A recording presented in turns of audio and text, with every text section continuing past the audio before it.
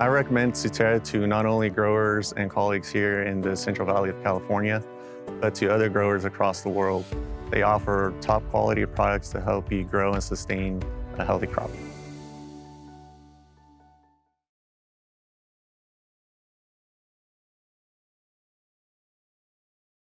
Hello, I'm Matthew Malcolm with Pacific Nut Producer Magazine, reporting to you from the annual Tree Vine Expo. We're here at the Stanislaus County Fairgrounds with a great turnout of growers and PCAs in the industry.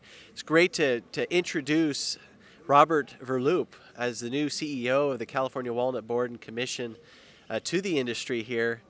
I'm grateful to have you giving the State of the Walnut Industry address. Tell us a little bit about yourself.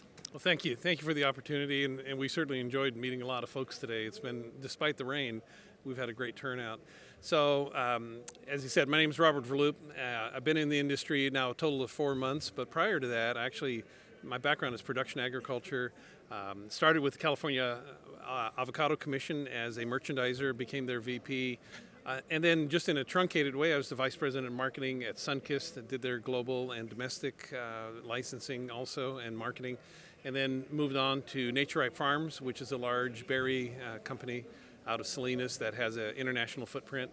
And then the last 5 years I spent as the COO for the Coastline Family Farms, which is a vegetable grower shipper out of Salinas Valley.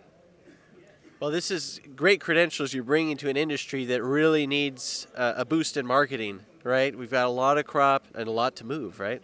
Well, no doubt. And you know, people will talk about being overproduced. I always joke that we're under-demanded, but this is an unusual situation. You know, it was certainly brought on by COVID and then all the things that happened in the supply chain as a result of that. So it's an unusual one that probably couldn't have been prepared for completely. But as I look at it, I see a lot of the good foundational items that are in place, the nutritional understanding, the importance of walnuts as a healthy plant-based diet item. You know, in many ways, we were ahead of our time. And so I think that's something that we can certainly leverage on. And then what did the crop look like this year? Well, the initial crop, the official estimate was 720,000 tons. Unofficially, you know, a lot of folks thought it might be a little bit higher than that, more around 780. Now with the sun and the heat wave that we've had, the sunburning that we're experiencing, it's hard to really tell where the number is finally going to finish up. We got the combination both on what was actually on the trees and then what is going to be utilized. And you know, we've heard numbers in certain cases where growers have lost 30 to 40% of their crop. In other cases, it's maybe single digit, and it's not a regular pattern. Two growers next to each other could have a difference, and so it's tough to get a real feel for the total crop size. We will have that number shortly in the next couple of weeks as we finalize all the numbers and the figures as they come in from the handlers. And then, frankly, we're going to have to get to work. We know it's a larger crop, and it's still a large crop no matter how much of a loss you know, some of our growers experienced. We've got a lot of work to do to make sure that we get international and domestic consumption up. And one of the areas that I'm really interested in is, and it's been a tagline for me since I started, is that hashtag walnuts are produce too. And the reason I say that is that the predominant thinking has been that walnuts are a baking item. And I happen to think, like many other people, that similar to almonds and pistachios, we should be featured in the produce department. You know, the produce department is interesting because it reacts to promotional activities. You can work with retailers to get bigger displays. It's not a passive area. You can get ads. So if we can get promotional themes like we have in the past with the Heart Health Month, and we can do more of those type of programs on a year-round basis, I'm very confident that we can reintroduce walnuts as a snacking item, as something that can be added to a variety of different diets. Again, it's plant-based protein, which everybody understands today more than ever. And when you take a look at how we can cross-promote with something like dates or fresh fruit, salads, yogurts, and cereals, there's just a plethora of opportunity out there. I just don't think that we've focused on that part of it here domestically. And so that's an area for us to really, I think, see new incremental sales start to build up. On an international basis, you know, we see a lot of a lot of our distributors and receivers over there have a tendency to want really light material. This year, because of the sun, it's a little bit darker. And we've just got to demonstrate that this is still a great product.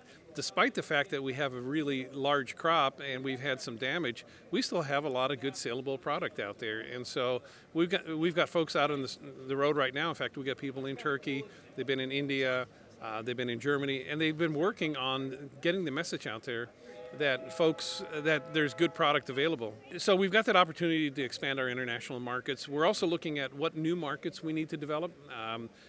Turkey, Germany, those are really key markets that have really been the backbone for our international program. But you start looking at what is happening in Japan and Korea.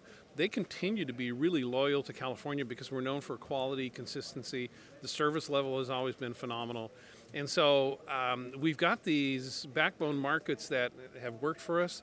We need to continue to work there, try to expand the consumption and the usage of our product, but then I'll start to look at new markets as well. So we've got opportunities out there. We've got the right building blocks to get that done. We just need to get through this year and really do the best possible job. We're looking at a lot of different programs on helping growers that have suffered, some very severe setbacks, whether that's in emergency relief programs.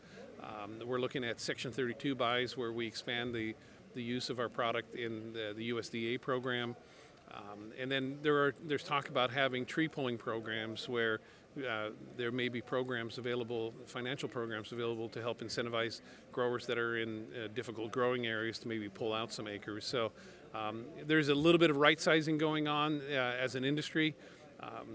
Ultimately our responsibility is to keep focused on demand building, and certainly that's something that we're shifting some of our dollars to do more of that, especially domestically. Well, thank you so much, Robert. We're grateful to have you in the industry and the passion and experience that you bring. Look forward to a brighter future. Definitely. So thank you so much. Read more about these things in Pacific Nut Producer Magazine. I'm Matthew Malcolm, CaliforniaAgNet.com.